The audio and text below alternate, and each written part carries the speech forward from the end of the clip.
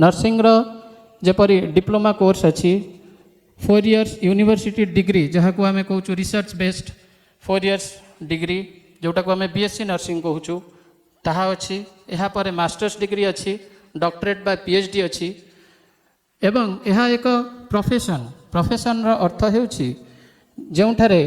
यह गोटे statutory body बा एक कौनसी कोड ऑफ कंडक्ट बा गोटे एथिक्स द्वारा ताहा परिचालित जेपरी अन्य गुड़िक प्रोफेशन जेपरिक इंजीनियरिंग बा